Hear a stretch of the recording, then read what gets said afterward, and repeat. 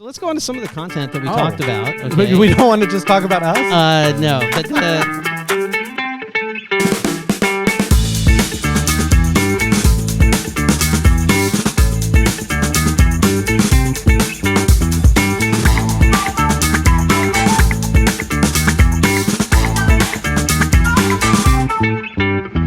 guys, welcome to the first podcast called Skimmate. The Skimmate Podcast. With Rich and Terence. Rich and Terence. Not Terence and Rich. Terence and Rich? Oh, it's too much like Terence and Philip. We can't do that. That's right. That's right. Okay. That makes total sense. I didn't realize that until I said it out loud. Well, we had to add our music in post because I didn't have it set up on my special little board here that I've created. But this is a new thing. We've decided, we were talking about it for a long time to do a podcast. Yeah.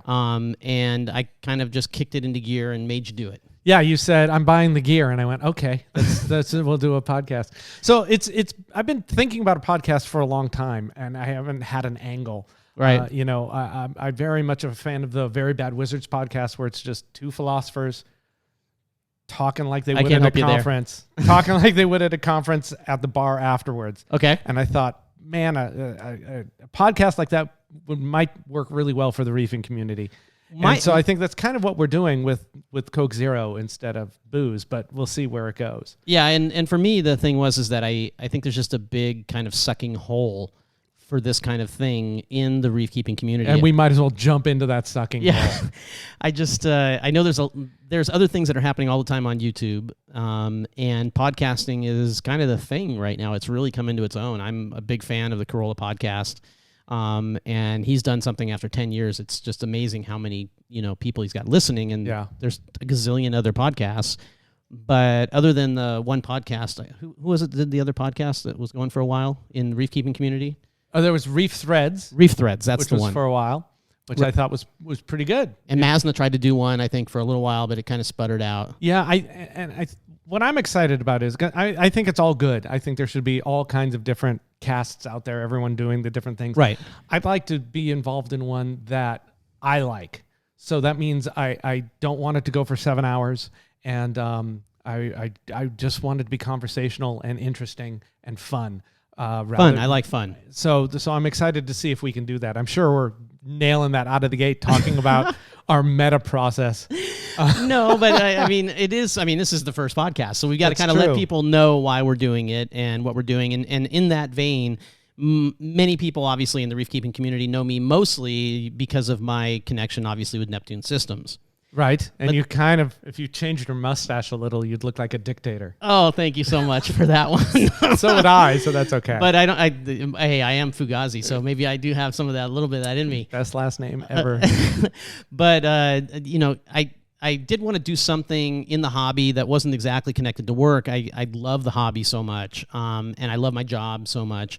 And, of course, I do a Let's Talk Reef live stream every other week for Neptune Systems, and I want to keep that kind of separate and have something else that I could do in a podcast form. And that's why I really I kept pinging you for it, is to try to do that. But I'm going to try to keep them as separate as I possibly can.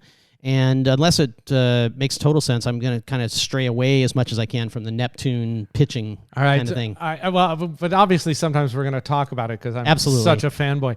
Not for you, but for Neptune. I think, so are you thinking about this? You're wearing, so the Let's Talk Reef is like the corporate... the big man. The corporate polo shirt. And this one is the weekend polo shirt.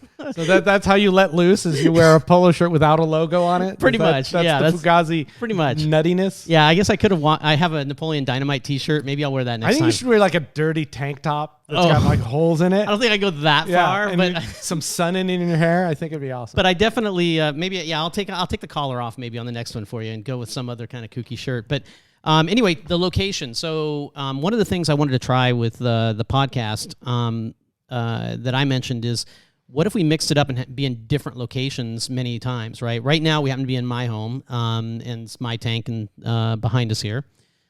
Yeah. I didn't notice that until just now. But I thought it'd be fun if, who knows where we'll go. Maybe we'll go to a fish store. Maybe we'll go to somebody's house. What do you think? I think we should try it. I think maybe it won't make a difference at all where we are, unless that's got something to do with what we're talking about. But I am all for it, especially because you live about an hour and a half away from me. So any closer to my house is better for me. Yeah. Okay. So we're going to try to do these.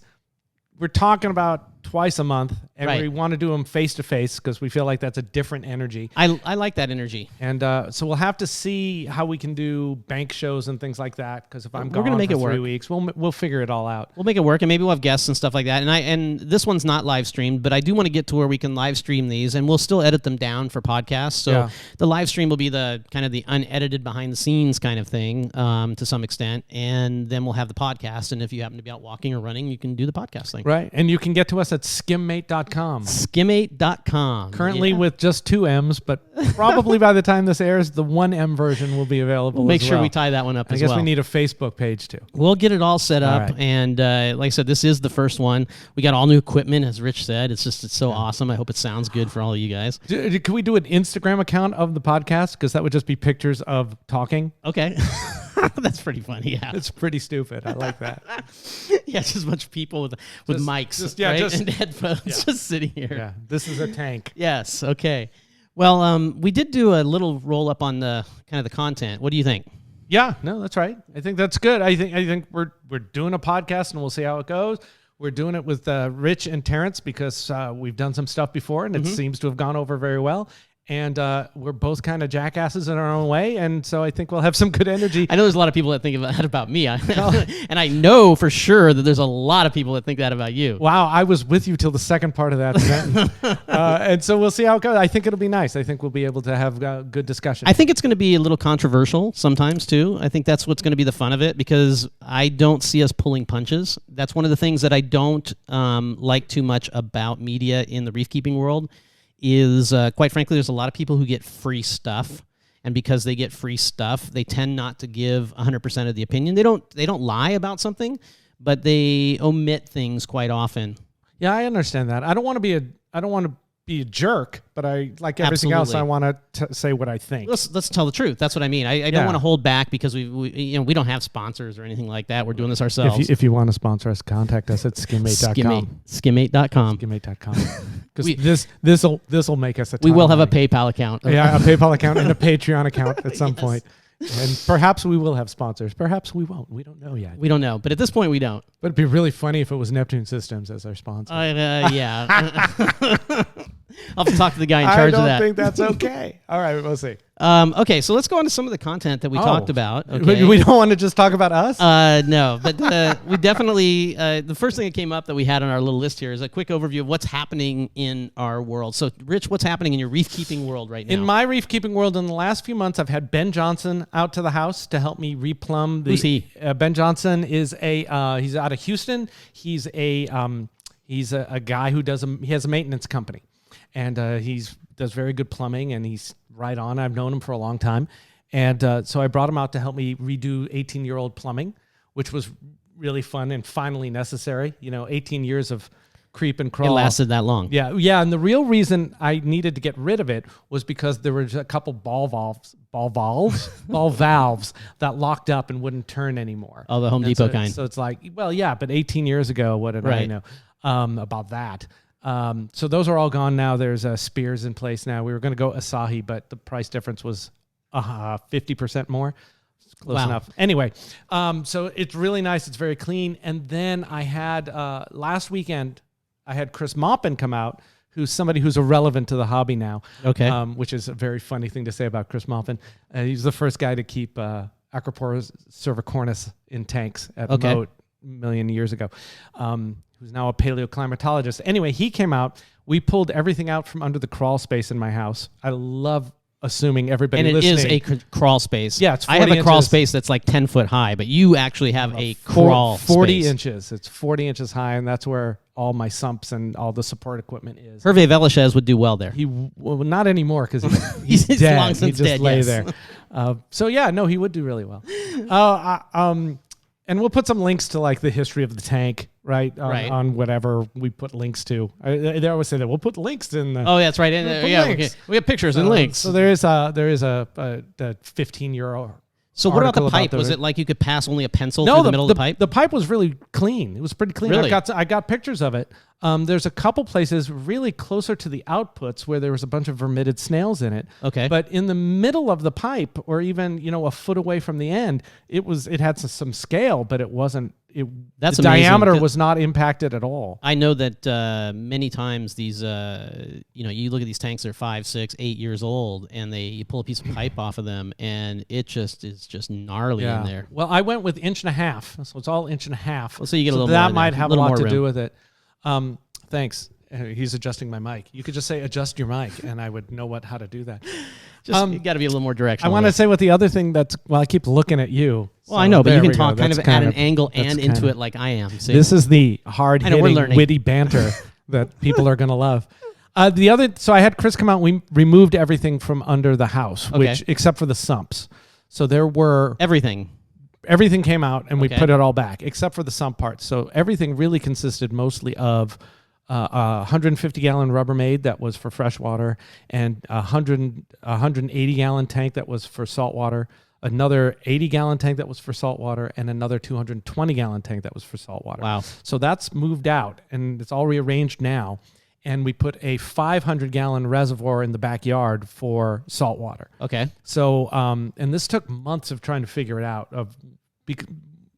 I didn't want all the water to be outside the crawl space because it heats up during the day. There's a really nice temperature stability underneath the house. Yeah, I know that. Same thing in my place, yeah. So now I've got 220 gallons of salt water underneath the house, 180 gallons of fresh water underneath the house, and 500 gallons of salt water of 95-degree salt water right now. But I only need to fill up that 220-gallon tank every couple of 3 months. So you need an auto top-off for your auto top-off.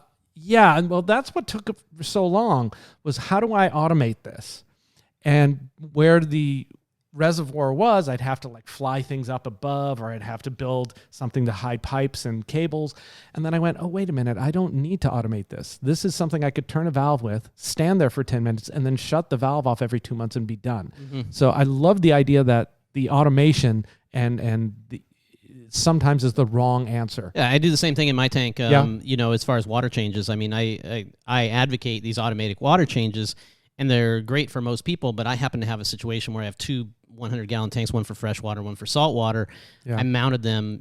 They're about a foot higher than the water level of my sump, and so I'm able to basically just siphon out and clean out my sump, and then just open a valve and get the salt water in, and that works for me. And it's not automated, and I'm like the automation guy. Yeah. So, so you did that on your tank. So I did that, and so I have someone deliver me natural salt water. That's how I do my It's nice to live by the ocean, huh? Yeah, it's great. But he drives 50 miles to get it to me. It's fantastic. Yeah, you don't want that water near Oakland.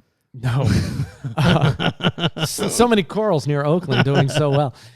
So it's lots of things in Oakland. Coral's not one of them. Not one of them. So it's really hip, and I think the way it's going to work is going to be nice. And basically, I'll have 220 gallons ready by the time ready to go when I call him to come fill up the 500 gallons. So I won't run into this time where it's like, oh, God, I need water now. I'll have a 220-gallon buffer, and that's usually, what is it? It's like 10 liters a day water change. So everybody out there with these 50-gallon tanks can really relate to what we're saying right now.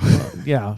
With our 100-gallon tanks. Well, I did do a talk called The Right Kind of Lazy. Yes. I really just want to enjoy the tank. I definitely am in the same boat with you as far as that's concerned. As far as me with I was going to ask you, because now that's what's on the list. Yeah, I know. Well, my tank is doing quite well. And I had Mark from Tenji over here today. Mark gave me a bunch of corals here in the tank early on. And, of course, I've collected a lot more corals since then, and they're growing quite well. And so Mark called me up and said, hey, Terence, can I come over and get some corals? My tank's doing really well now down at the Tenji, the new showroom they have down there in Carmel.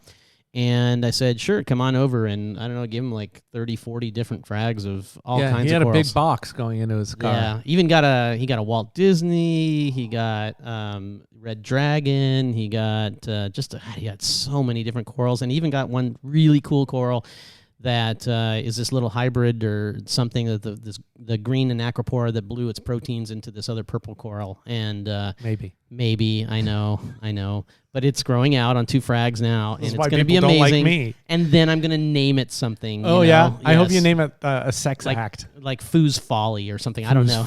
I don't know. It's going to be. something. Did you know me when I tried to get everyone to name the corals after sex acts? No, I Yeah, didn't. it didn't take. Nobody wanted to do it. It didn't was take. Like, this is a great idea.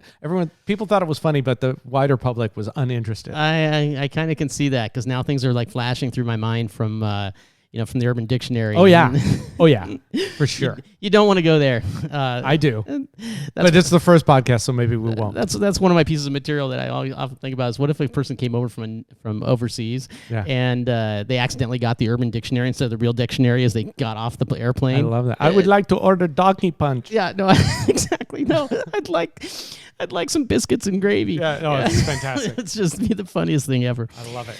Anyway, okay, so that's a little bit of what's going on in our world. Tanks, they're getting hot. I do want to congratulate us on our non-specific foreign accents that I don't think anybody could give us problems with. I think they were so generically politically correct, not American, that we're okay. It's like a cross between a Korean and an Indian or something. Now you've just made it terrible. Did I? Yeah.